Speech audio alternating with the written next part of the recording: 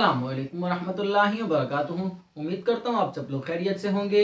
Welcome to HS Home Tutor. तो आज की इस वीडियो में मैं स्टार्ट करने जा रहे हैं एक्सरसाइज 21.2।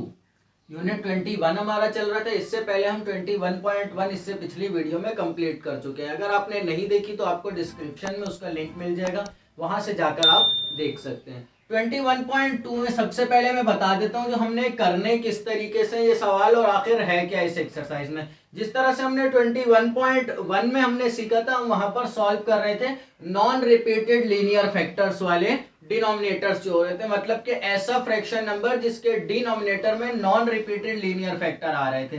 पर यहां पर इस एक्सरसाइज में जो हमने करने वो है रिपीटेड लीनियर फैक्टर्स, मतलब कि जो डिनोमिनेटर हमारे पास मौजूद होगा ये q of x, where q of x is repeated linear factor. Q of x जो है वो रिपीटेड लीनियर फैक्टर है। उस सूरत में हमने इस एक्सरसाइज में फ्रैक्शन नंबर्स जो हमें गिवन होंगे उसमें जो डिनोमिनेटर होगा वो नॉन रिपीटेड नहीं होगा, वो रिपीटेड होगा। मतलब कि एक जो फैक्टर गिवन है सेम एज इट इज वही फैक्टर दूसरा ही होगा।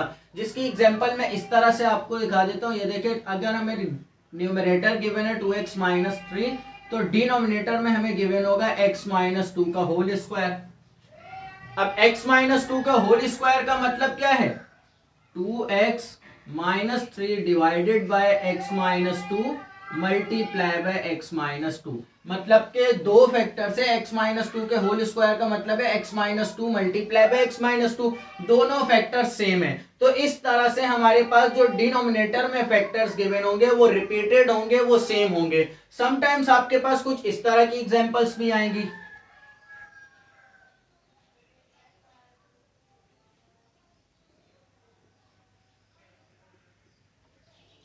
अब इसमें ये x प्लस 3 अलहदा है, पर यहां पर ये x प्लस 1 जो है ये रिपीटेड है क्योंकि इसका होल स्क्वायर आ रहा है। इस तरह से x plus 1 multiply by x plus 1 है। तो इस सूरत में हम ये x प्लस 3 को अलहदा से ट्रीट करेंगे और यहाँ पर ये x प्लस 1 पे रिपीटेड वाला तरीकेकार इस्तेमाल होगा। अब सवाल यहाँ पर यह पैदा हुआ, जो हमारे पास कंडीशन डिफरेंट है, डिनोमिनेटर हमारे पास डिफरेंट है। पहले हमारे पास नॉन रिपीटेड था, यहां पर हमारे लिए रिपीटेड है, तो तरीका भी डिफरेंट होगा। जी हाँ, बिल्कुल तरीकेकार भी डिफरेंट होगा। जैसे हम लोग पहले p of x upon q of x को पिछली एक्सरसाइज में मैं बता देता हूं, हम जो ब्रेक कर रहे थे वो किस तरह से था। जो फैक्टर हमें गिवन था फर्स्ट वाले को x1 का नाम दे रहे थे, नीचे x माइनस a1, फिर प्लस, फिर दूसरा a2 divided by x minus a2। Minus या प्लस जो भी आपको गिवन होगा फैक्टर में आप वही साइन लगाएंगे। यहां पर आ जाएगा a3, फिर ये x माइनस a3।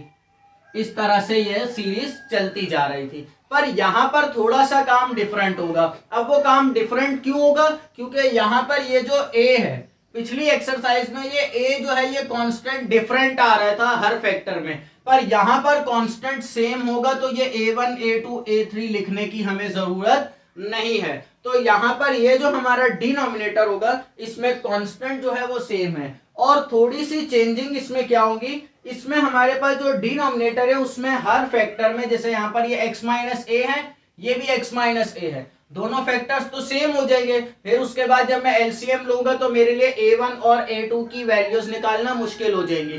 तो इसमें डिफरेंट क्या है? इसमें डिफरेंट ये है, यहां पर इस फैक्टर की पावर 1 होगी, सेकेंड वाले फैक्टर की पावर 2 होगी, थर्ड वाले की पावर 3 होगी। ऐसे चलते चलते मतलब के न्यूमरेटर में जो हम a1 a2 a3 लिख रहे हैं, जो नंबर होगा उसका नीचे भी वही पावर होगी।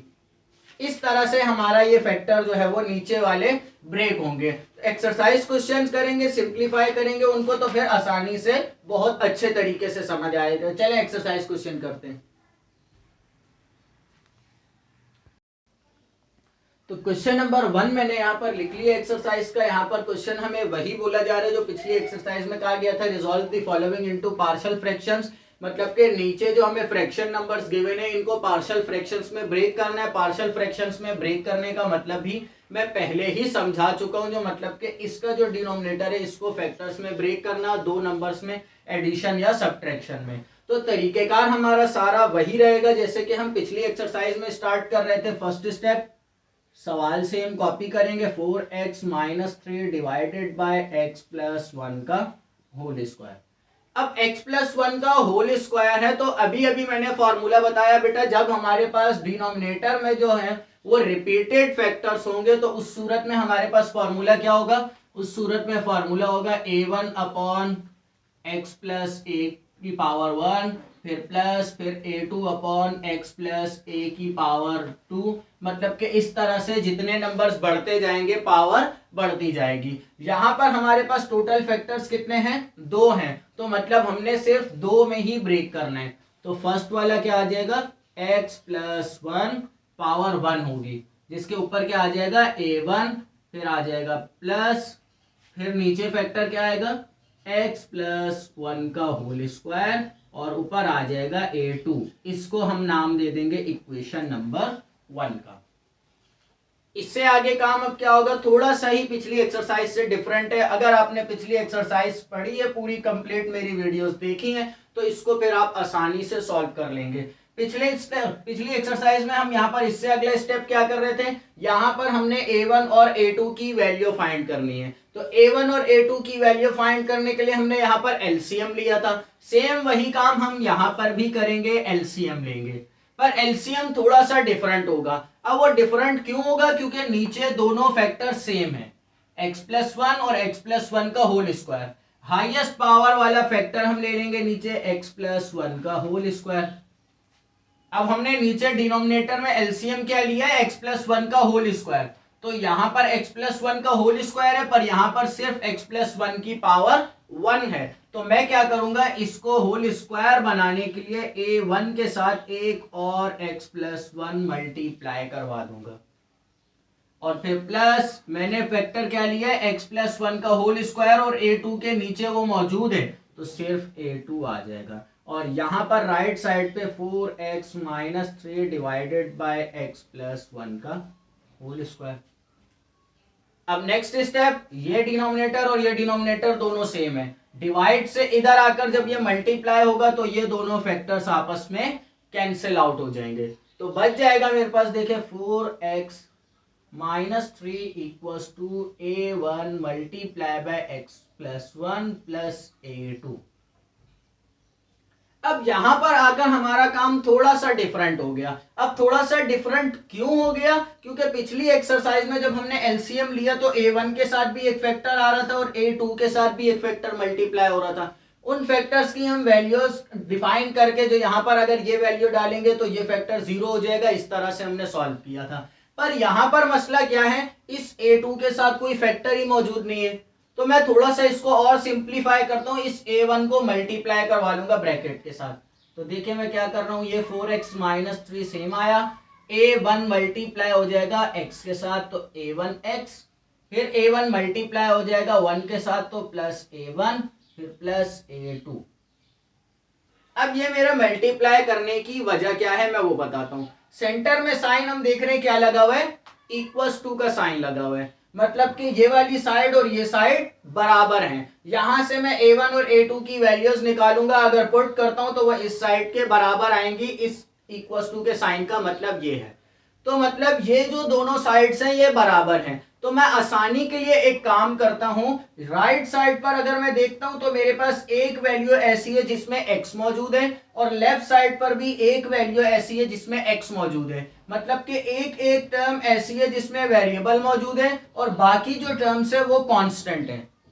तो मैं क्या करूंगा, वेरिएबल वाली टर्म को कंपेयर कर लूंगा वेरिएबल वाली के साथ, और कांस्टेंट को कंपेयर कर लूंगा कांस्टेंट के साथ। तो यहां पर ये कुछ इस तरह से आ जाएगा। अब देखिए क्या होगा, यहां पर ये 4x को मैं कंपेयर कर लूंगा a1x के साथ, तो 4x इक्वल्स टू a1x। यहां पर मैंने क्या किया, कंपेयर कर लिया वेरिएबल वाली टर्म को वेरिएबल के साथ और कांस्टेंट वाली टर्म को कांस्टेंट के साथ। बुक में एग्जांपल में आपको कंप्लीट बकायदा स्टेटमेंट के तौर पे लिख के भी दिया हुआ है, लिख के बताया हुआ पूरी स्टेटमेंट में, to determine constant a1 and a2 by equating like terms on both sides of equation. क्या कहा जा रहा है, A1 और A2 की वैल्यू फाइंड करने के लिए हम क्या कर रहे हैं, लाइक टर्म्स को मतलब के सेम वाली टर्म्स को कंपेयर कर रहे हैं। आप ये स्टेटमेंट पूरी यहां पर लिख सकते हैं, जैसे कि टू डिटरमाइन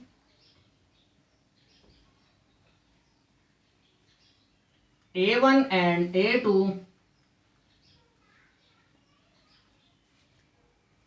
कंपेयर या by equating the like terms.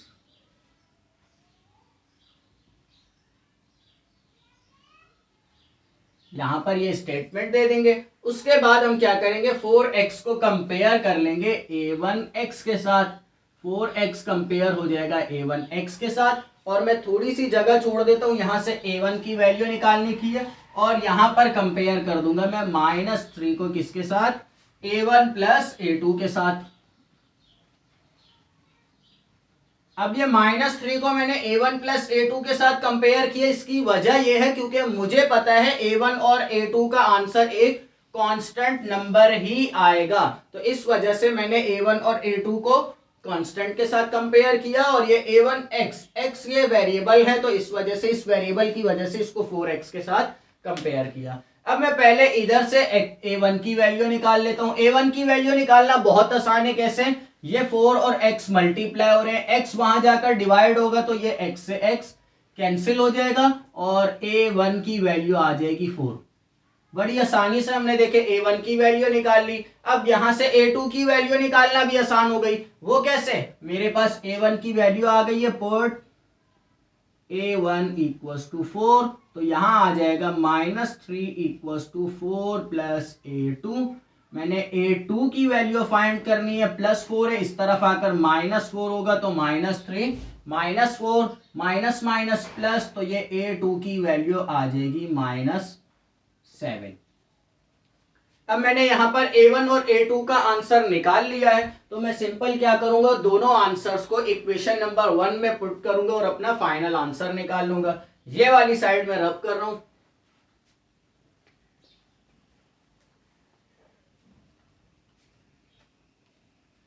अब यहां पर मैं स्टेटमेंट दूंगा, put A1 equals to 4 and A2 equals to -7 in equation number 1। Equation number 1 में मैं A1 और A2 की वैल्यूज पुट कर रहा हूं, तो यहां आ जाएगा 4x - 3 divided bye x plus 1 का होल स्क्वायर। A1 की जगह पर आ जाएगा 4, तो 4 अपॉन x प्लस 1 प्लस, और ये A2 की जगह आ जाएगा -7 अपॉन x प्लस 1 का होल स्क्वायर। ये साइंस में इसी स्टेप में सिंप्लीफाई कर लेता हूं, प्लस माइनस माइनस, तो सेंटर का साइन हो जाएगा माइनस। ये मेरा फाइनल आंसर आ गया। तो क्वेश्चन नंबर 1 देखें, बड़ी आसानी से हमने यहां पर सॉल्व कर लिया है। पिछले वाले क्वेश्चन से सिंप्लीफिकेशंस भी इसमें कम है पिछली वाली एक्सरसाइज के मुकाबले में। क्यों, क्योंकि यहां पर हम सिंपल कंपेयर करके आसानी से वैल्यूज निकाल सकते हैं। क्वेश्चन नंबर 2 भी कर लेते हैं।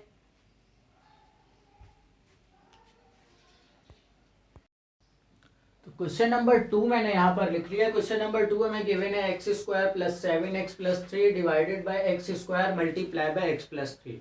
जैसा कि मैंने इससे पिछली वीडियो स्टार्ट में ही इसी वीडियो के बताया था, जो हमारे पास इस तरह के फैक्टर्स भी आ सकते हैं जिसमें हमारे पास डिनोमिनेटर में एक फैक्टर सेम हो और एक उससे डिफरेंट भी गिवन हो।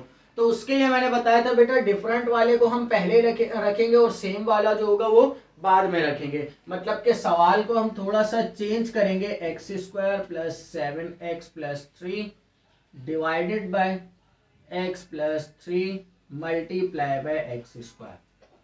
अब यहां पर मैंने क्या किया, सिंपल x² को बाद में रख लिया और x + 3 को पहले रख लिया। मैं आसानी से रख सकता हूं क्योंकि ये दोनों टर्म्स मल्टीप्लाई हो रही है। 2 मल्टीप्लाई बाय 3 किया जाए या 3 मल्टीप्लाई बाय 2 किया जाए, आंसर हमेशा 6 ही आता है। तो इस वजह से मैं इनको आगे पीछे कर सकता हूँ, इनकी पोजीशन को चेंज कर सकता हूँ। अब मैं यहाँ पर क्या करूंगा, इनको ब्रेक कर लूंगा जिस तरह से हम ब्रेक कर रहे थे। फर्स्ट में आ जाएगा, ये आ गया x + 3, इसके ऊपर आएगा A1 प्लस, यहां पर आ जाएगा x A2 प्लस, और ये A3 x²। अब यहाँ पर आगे आकर कुछ बच्चे कंफ्यूज हो गए। अब वो बच्चे कंफ्यूज क्यों हो गए? क्योंकि मैंने बताया था बेटा जो ऊपर a का नंबर होगा वही नीचे पावर होगी। तो यहाँ तक तो ठीक है, इसकी पावर 1 है। अब यहाँ पर a2 है पर मैंने x की पावर 1 रखी है, यहाँ पर a3 है पर x की पावर 2 रखी है। उसकी वजह क्या है? वजह यह है कि x प्लस 3 ये जो है ये डिफरेंट था, ये हमारे पास एक डिफरेंट फैक्टर है। और ये x और ये एक्स स्क्वायर, ये इस एक्स स्क्वायर को हमने ब्रेक किया x मल्टीप्लाई बाय x में। मतलब कि ये पहला वाला ये जो फैक्टर ब्रेक हुआ है ये हमारा पिछले वाले की तरह सॉल्व होगा जैसे हम नॉन रिपीटेड में कर रहे थे, और आगे ये जो दो फैक्टर हैं ये रिपीटेड वाले की तरह सॉल्व होंगे। तो इसलिए यहां पर अब हमने काम थोड़ा सा हमारा बड़ा होगा काम। मतलब a1 की वैल्यू फाइंड करने के लिए हम अपनी पिछली एक्सरसाइज में जाएंगे, नॉन रिपीटेड वाला तरीका इस्तेमाल करेंगे, और a2 और a3 की वैल्यू फाइंड करने के लिए हम क्या करेंगे, इस एक्सरसाइज में जो तरीका हमने सीखा है कोएफिशिएंट्स को कंपेयर करने वाला, हम उस तरीके से करेंगे। तो यहां पर अब सॉल्व करते हैं। इसको मैंने इक्वेशन नंबर 1 का नाम दे दिया है। एलसीएम ले लूंगा मैं यहां पर कंप्लीट। तो एलसीएम में मेरे पास आ जाएगा x plus 3 multiply by x square. X plus 3 multiply by x square लेने की वजह x प्लस 3 डिफरेंट है और यहां पर ये हाईएस्ट पावर एक्स स्क्वायर है तो ये एक्स स्क्वायर आ गई। अब यहां पर क्या होगा, a1 आ जाएगा, x प्लस 3 मैंने एलसीएम में ले लिया है और साथ एक्स स्क्वायर है तो a1 के साथ मल्टीप्लाई हो जाएगा एक्स स्क्वायर। फिर आ जाएगा प्लस a2 के नीचे x मौजूद है तो सबसे पहले तो मैंने इसके साथ मल्टीप्लाई करवाना है एक x, और फिर दूसरा x प्लस 3 मैंने एलसीएम में लिया तो यहां पर x के साथ एक और टर्म मल्टीप्लाई हो जाएगी x प्लस 3। फिर आ जाएगा plus a3 multiply by a3 किसके साथ मल्टीप्लाई होगा, मैंने एलसीएम में लिया है एक्स स्क्वायर और x प्लस 3। एक्स स्क्वायर पहले से मौजूद है मतलब कि x प्लस 3 यहां पर मल्टीप्लाई हो जाएगा, और यहां पर लेफ्ट साइड पर है मेरे पास x square plus 7x plus 3 divided by x plus 3 multiply by x square. Same काम मैं करूंगा यहां पर, पहले तो ये डिनोमिनेटर्स को कैंसिल आउट कर लेंगे। ये डिनोमिनेटर्स मैंने कैंसिल आउट कर लिए, बच जाएगा मेरे पास x square plus 7x plus 3 equals to a1 x plus a2 multiply by x plus 3। मैं क्या कर रहा हूं यहां पर एक ही स्टेप में, इसमें x और इसमें x कॉमन है तो दोनों में से मैं कॉमन क्या निकाल रहा हूं, x को बाहर कॉमन निकाल रहा हूं।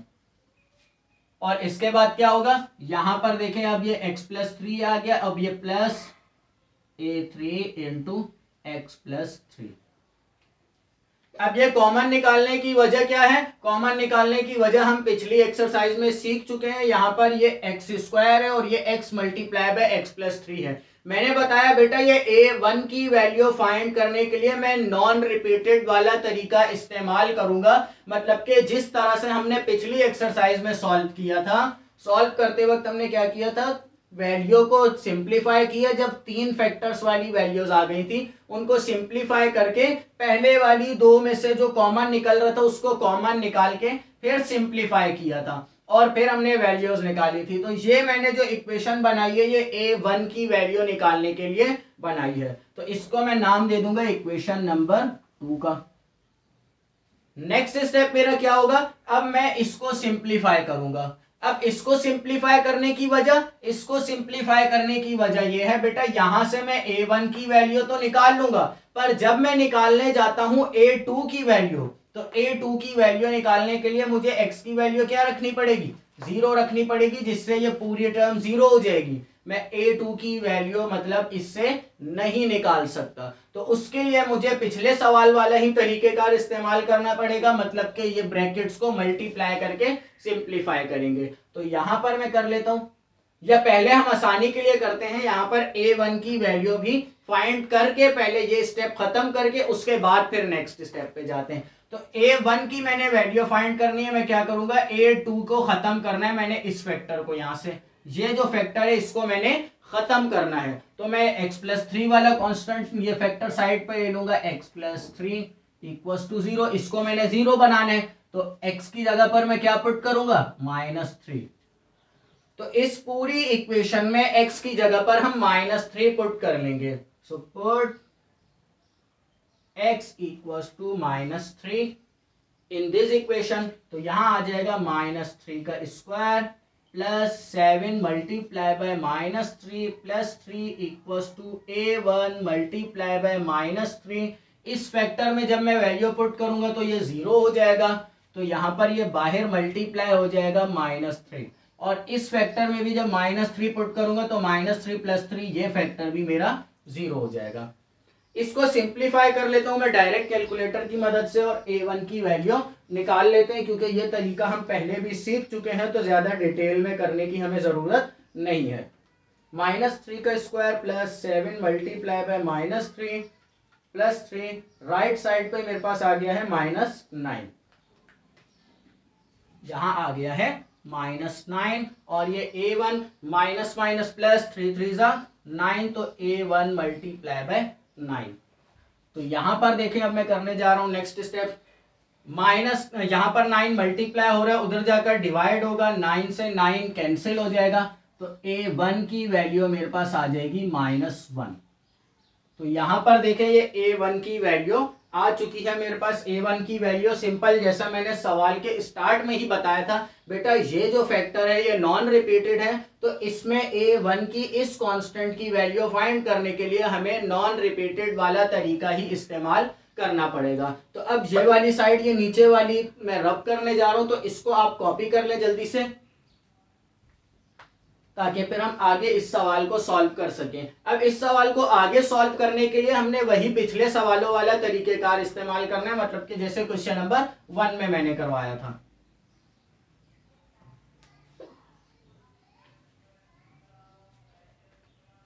नेक्स्ट स्टेप में अब मैं क्या करने जा रहा हूं, मैंने a2 और a3 की वैल्यू फाइंड करनी है। तो यहां पर आ गया x² plus 7x plus 3 equals to a1 x² plus a2x है, x मल्टीप्लाई होगा x² से तो a2x² हो जाएगा, और फिर a2x मल्टीप्लाई होगा 3 से तो plus a2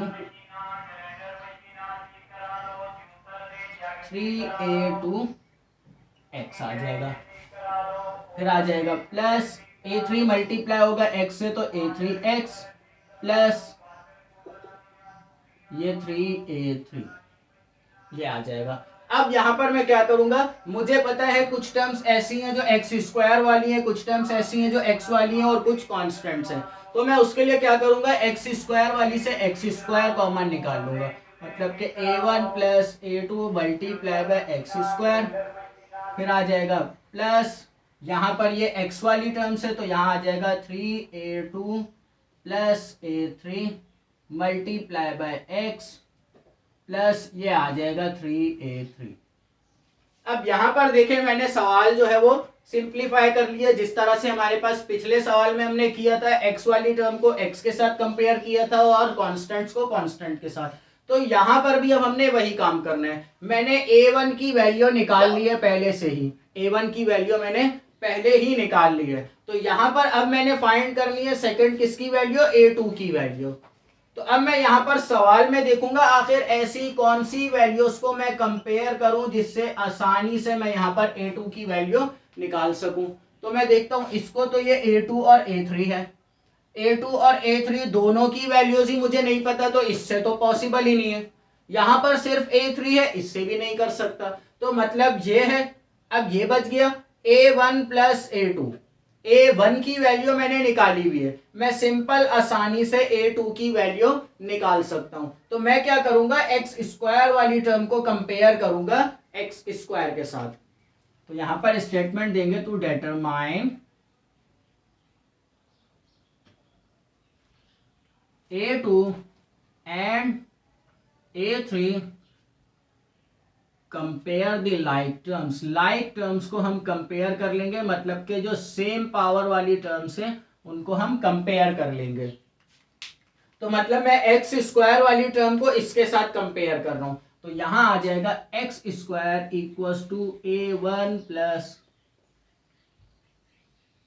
a2 multiply by x²। अब मुझे a1 की वैल्यू पता है, a1 की वैल्यू -1 है, मैं यहां पर पुट कर दूंगा। इस एक्स स्क्वायर से ये एक्स स्क्वायर कैंसिल हो जाएगा, क्यों? क्योंकि यहां पर ये मल्टीप्लाई हो रहा है, दूसरी तरफ जाकर डिवाइड होगा, खत्म हो जाएगा। यहां पर बच गया मेरे पास 1 और यहां पर आ जाएगा -1 प्लस a2। मैंने क्या किया, a1 की वैल्यू पहले निकाल ली थी, वो यहां पर पुट कर दी। ये -1 है, दूसरी तरफ जाएगा +1, 1 + 1 क्या आ जाएगा 2 वैल्यू आ जाएगी। a2 की वैल्यू क्या आ गई मेरे पास 2 आ गई। अब इसी तरह से मेरे पास a2 की वैल्यू आ गई है, तो अब मैं ये वाला फैक्टर अगर कंपेयर करता हूं तो देखें यहां पर ये a2 है और ये a3 है। और इस सवाल में हमारे लिए और भी आसानी क्या है, हम सिंपल यहां पर देखें इस कांस्टेंट को और इस कांस्टेंट को कंपेयर करके डायरेक्ट भी a3 की वैल्यू निकाल सकते हैं। तो मैं क्या करूंगा, सिंपल कांस्टेंट्स को कंपेयर कर लूंगा। मैं ये एक स्टेप जो एक्स्ट्रा है a2 की वैल्यू पुट करने वाला, जैसे यहां पर अगर मैं इस x के साथ और इसको कंपेयर करता हूं तो इससे भी मैं आसानी से वैल्यू निकाल सकता हूं। क्यों? क्योंकि मुझे a2 की वैल्यू पता लग गई है। मैं a2 की वैल्यू यहां पर पुट करके इसके साथ कंपेयर करके भी निकाल सकता हूं। पर यहां पर आसानी क्या है, इसके साथ और इसके साथ कंपेयर कर ले इन दोनों को तो भी वैल्यू आ जाएगी।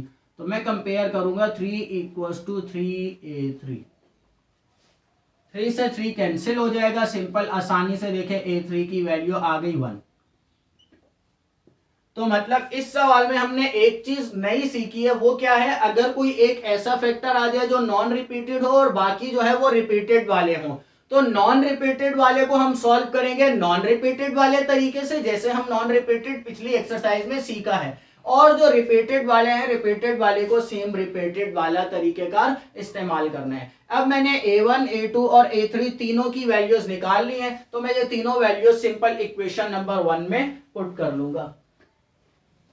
तो अब मैं ये साइड यहां से रब कर लेता हूं, ये कॉपी कर लें।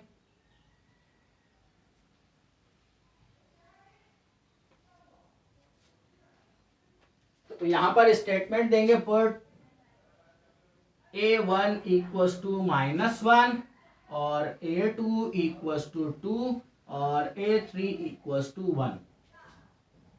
तो यहां पर आ जाएगा मेरे पास x² + 7x + 3 divided bye x + 3 multiply by x² और यहां पर a1 की जगह आ जाएगा -1/x + 3 प्लस a2 की जगह आ जाएगा 2/x प्लस 1/x²। ये हमारा यहां पर आ गया ये फाइनल आंसर। ये हमारा फाइनल आंसर आ गया। बुक में हो सकता है वैल्यूज आगे पीछे हों, क्योंकि हमें सवाल में वैल्यूज जो है x + 3 बाद में गिवन था, x² पहले गिवन था, तो हमने इसको अपनी तरफ से वैल्यूज की पोजीशन को चेंज किया था। तो इसी तरह से यहाँ पर नीचे पोजीशंस हो सकता है चेंज हो, पर साइंस वगैरह यहाँ से करेक्ट है हमारे। तो ये पोजीशन हो सकता है ये -1/x + 3 जो है वो लास्ट में हो और ये 1/x² जो है वो पहले हो, पर आंसर हमारा यही है। वैल्यूज प्लस हो रही हो तो हमें पता है कम्यूटेटिव प्रॉपर्टी के जरिए उनकी पोजीशंस को चेंज कर सकते हैं। तो यहाँ पर हमारा क्वेश्चन नंबर 2 भी इस एक्सरसाइज का कंप्लीट हो गया। यहीं पर इस वीडियो को खत्म करते हैं। नेक्स्ट वीडियो में इंशाल्लाह क्वेश्चन नंबर 3, 4 और 5 तीनों क्वेश्चंस कर लेंगे। उम्मीद करता हूँ आज जो समझाया वो समझ आ गया होगा। अल्लाह हाफिज।